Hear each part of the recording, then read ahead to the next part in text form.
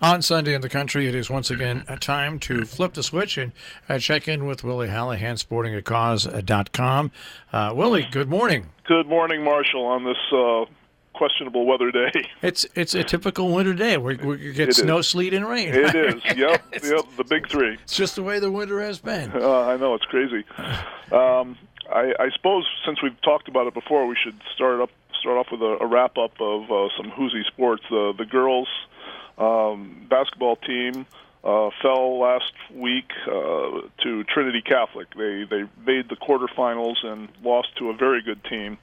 They have a center on Trinity who is an all-state, and she was just unstoppable, 6'1".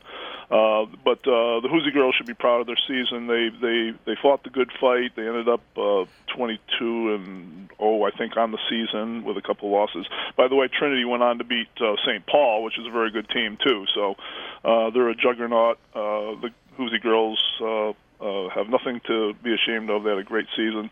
And also the Hoosier boys hockey, they lost in their opening round state game.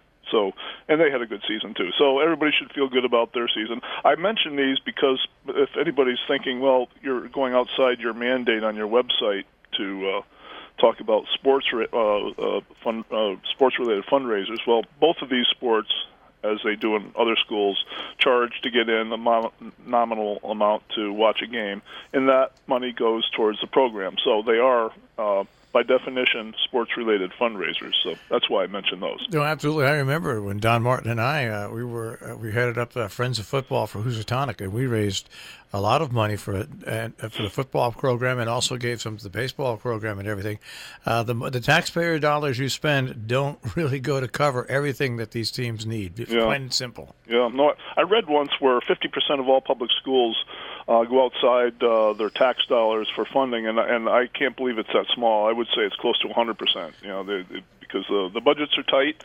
Sports tend to be the first things that they look at to cut, and sports like hockey especially are very expensive. I think they raise like $12,000. Well, kids pay to play in hockey. Each player at Hoosier has to pony up $600 either by selling ads or one way or the other to play. I mean, it's an expensive sport, and they largely underwrite it themselves.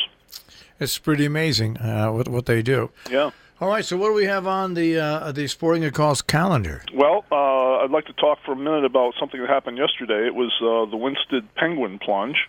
It was postponed from the week before because of weather. Held at Highland Lake. It's billed as the largest, the most profitable grassroots event that Special Olympics puts on in Connecticut. Each state takes care of its own fundraising for Special Olympics. And they raised close to a couple varying numbers, but yesterday when I was there, I heard $80,000 they raised by people, teams just running into the water. And it was a hoot to watch. I mean, last year, this I guess is going to be kind of a weather-themed report. Last year at this event, the participants just ran into open water. You know, there was no ice on the lake. Yesterday, there were ice fishermen out there. They had to cut basically a rectangle about the size of a swimming pool, and the ice is 10 to 12 inches thick. So that's what the people ran into, this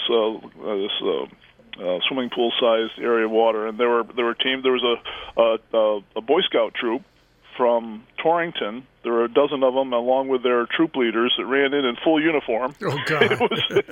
And people wore all these zany things, the superhero costumes, and there were a couple guys who were ice fishing. I was positioned there to take pictures, and these two young fellows came up and were wondering what was going on, and they wondered what the cause was, and before you know it, I saw them. They were stripped down to their boxer shorts, and they ran in too. So these people who plan all year, and they're people who decided at the last minute. They just got caught up in the moment, and it was fun to watch. Well, you're crazy if you're out there being an ice fisherman anyway. So what's the difference? Might as well go in the water. Yeah. When you're cold, wet, dry, what's the difference? So anyway, that was a very successful event. It always is, and the fact that they delayed it a week didn't seem to matter in terms of the crowd and the participants. Today, I know you mentioned earlier the Connecticut Rod and Gun Club ham shoot. They've canceled that for today because of the weather. Okay. I think they're since there's 6 of them in all, there are 5 more each Sunday for the next 5 weeks. So if they have to cancel one, it doesn't devastate them. So they're erring on the side of safety. But next week, next Sunday, and for the next 5, there'll be the ham shoots. Fun events for the family. Also today, but still on, over at Mohawk Mountain, is the 9th annual firefighter race. And I've never seen this, but I've seen pictures of it. It looks like a very cool event. There are teams of firefighters from different fire companies who compete in a skiing competition, but they have to wear all of their turnout gear and helmets and everything. It's got to be a gas. And that's over at Mohawk Mountain. It benefits the Connecticut Burn Center at Bridgeport Hospital, very worthy cause. It's going to be going on from 10 to 4, and it's the fundraiser is from the participants themselves. They pay like $200 a team to participate. And if you want to go over and watch, you can watch from the lodge. You can see the lower part of the race from the lodge, and that's free. Or if you want to get out onto the mountain, then you have to buy a lift ticket. But it could be free or make a donation. Again, it's a very worthy cause.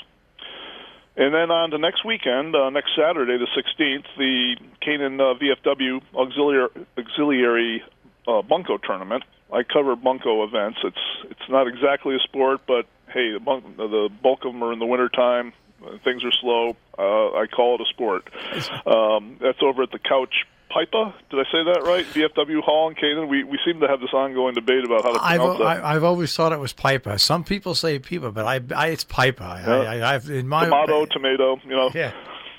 Anyway, the VFW Hall over in Canaan, that's the site of that. And I've never played that before, but they also do it at the Sharon Fire Company, and in Torrington there's one. It sounds like a real hoot. People have fun with it. It's only $20 to get in, and they provide food and snacks, and there's a cash bar, and it's just a good time.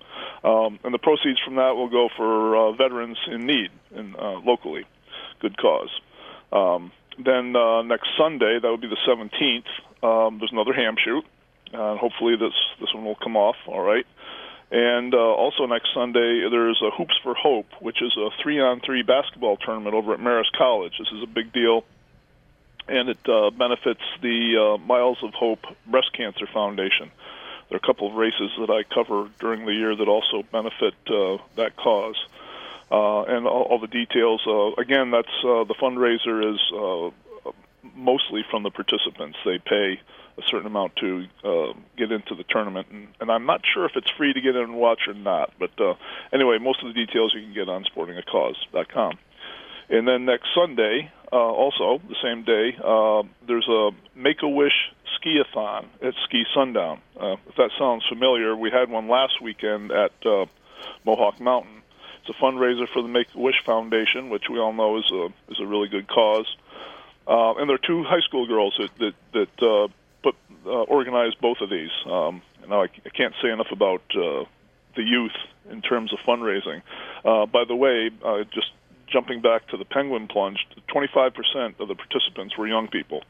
Torrington High School, Pomerog, all the grade schools in Region 7 all came, plus the Boy Scouts. So a full quarter of the participants, whether it was a quarter of the fundraising, I'm not sure, but the takeaway here is the kids more and more, and always have been, large participants in a lot of these fundraising events, and that needs to be noted. When you get our age, just getting in a cold shower is shocking. Right. Don't need a cold shower anymore. No. Long gone. That's why if the heat's off, you're in big trouble.